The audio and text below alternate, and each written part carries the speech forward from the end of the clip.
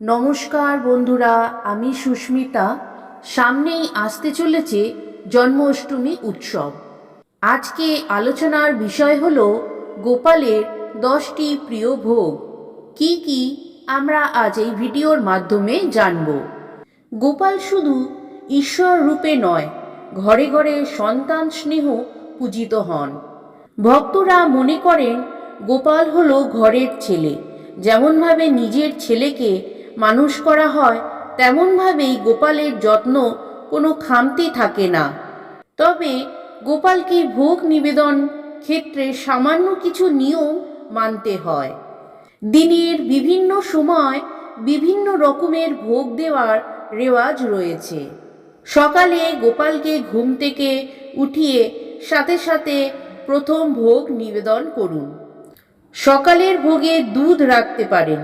দুধ নিবেদনের আগে ঘণ্টা বাজিয়ে গোপালকে প্রথম ঘুম থেকে তুলবেন।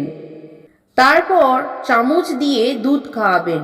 আপনি গোপালের কাছে 1 গ্লাস দুধ 10 মিনিটের জন্য রেখে দিতে পারেন। স্নান করিয়ে গোপালকে দ্বিতীয় ভোগ নিবেদন করবেন। গোপালকে স্নান করাবার পর অবশ্যই তাকে ভোগ হিসেবে দই নিবেদন করুন। দই, মাখন, মিছরি গোপালের খুবই প্রিয়। গোপালকে নিয়মিত দই প্রসাদ নিবেদন করতে ভুলবেন না। তবে এর সাথে বিভিন্ন ফলের প্রসাদ নিবেদন করতে পারেন। আপনি যদি চান, আপনি 1 সপ্তাহের জন্য নারকেল নাড়ু তৈরি করতে পারেন এবং তারপর গোপালকে প্রতিদিন একটি করে নারকেল নাড়ু দিতে পারেন। মনে রাখবেন, শুধুমাত্র ঘরের তৈরি মাখন গোপালকে নিবেদন করা উচিত। বিকেলে আপনার বাড়িতে যা তৈরি করা হয় তাই গোপালকে দিতে পারেন। খাবারে শুধু পেঁয়াজ এবং রসুন রাখবেন না। আপনি যদি পেঁয়াজ এবং রসুন খান, তবে গোপালের জন্য আলাদা ভোগ তৈরি করুন। সন্ধ্যায় গোপালকে পাঁপড়, চিপস বা মাখন নিবেদন করুন। সেই সঙ্গে রাতে আপনি যেই খাবারই খান না কেন, গোপালকে নিবেদন করতে হবে। গোপালকে রাতে ঘুমানোর আগে দুধ নিবেদন করলে ভালো হয়।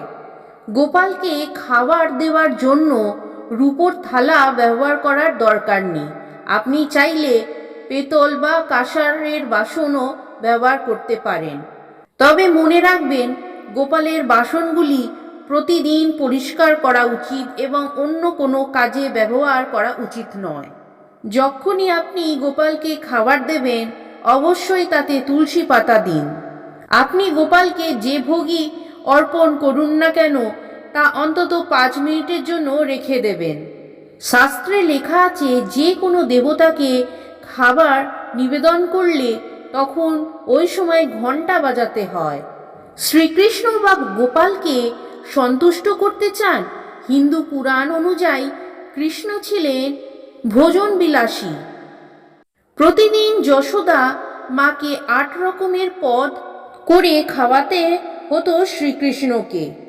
56 ভোগের মধ্যে গোপালের প্রিয় 10টি খাবারগুলি জেনে নিন। নাড়ু। ছোট্ট শ্রীকৃষ্ণকে ভালোবেসে অনেকেই ডাকেন নাড়ু গোপাল বলে।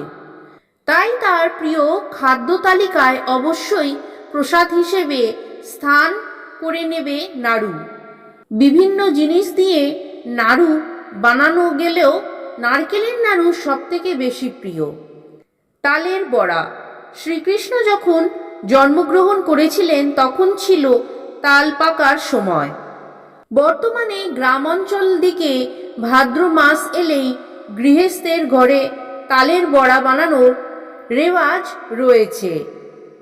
অনেকে তালের বড়া বানিয়ে সবার প্রথমে নিবেদন করেন কৃষ্ণকে, তারপর পরিবারের সবাই খান। তালের বড়া গোপালের অত্যন্ত প্রিয়। মালাই ও রাবড়ি।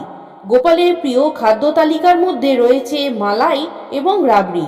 অনেকে মনে করেন মূলত খাঁটি দুধ দিয়ে এগুলি তৈরি হওয়ার কারণে এগুলি তিনি খেতে ভালোবাসেন। মোহনভোগ। সুজির হালুয়া ঘিয়ে ভেজে তৈরি করা হয় মোহনভোগ। গোপালের এই পছন্দের খাবারটির সাথে আপনি ইচ্ছে করলে রাখতেই পারেন ঘিয়ে ভাজা লুচি। মালপুয়া। জন্মাষ্টমীর প্রসাদগুলির মধ্যে অন্যতম একটি হলো মালপুয়া। নাড়ুগোপাল মালপুয়া খুবই পছন্দ করেন। ক্ষীর, ননির মতো ক্ষীর গোপালের খুবই পছন্দ। ক্ষীরের পায়েস তাই আপনি চাইলে রাখতে পারেন ভোগের ডালায়। শ্রীখণ্ড, পশ্চিমবঙ্গে এই খাবারটির বিশেষ চল না থাকলেও ভারতবর্ষে অন্যতম রাজ্যে জন্মাষ্টমীর দিন ভোগে শ্রীখণ্ড অনিবার্য। গোপালের প্রিয় এই সুস্বাদু খাবারটি তৈরি করা হয় দই দিয়ে। গোপাল কলা, গোপাল কলা হলো গোপালের পছন্দের বিশেষ এক ধরনের ভোগ। এটি তৈরি করা হয় মিষ্টি এবং ফলের সাথে কলা নারকেল মিশিয়ে। মাখন মিচড়ি, গরুর খাঁটি দুধের সাথে মিচড়ি ও মাখন মিলিয়ে তৈরি করা হয় শ্রীকৃষ্ণর প্রিয় খাবার মাখন মিচড়ি। জন্মাষ্টমীর দিন শ্রীকৃষ্ণর মুখে মাখন তুলে দেওয়া চাই। ছোট্ট গোপাল গোকুলে গোপীগৃহে চুরি করতেন ননি। যদি বাড়িতে মাখন তৈরি করতে না পারেন তাহলে ছানা ও চিনি একসাথে মিশিয়ে ভোগ তৈরি করতে পারেন। তবে যদি আপনি ভক্তি ও শ্রদ্ধা ভরে অতি সামান্য কোনো খাবার দেন তাহলে ভগবান তাই গ্রহণ করবেন।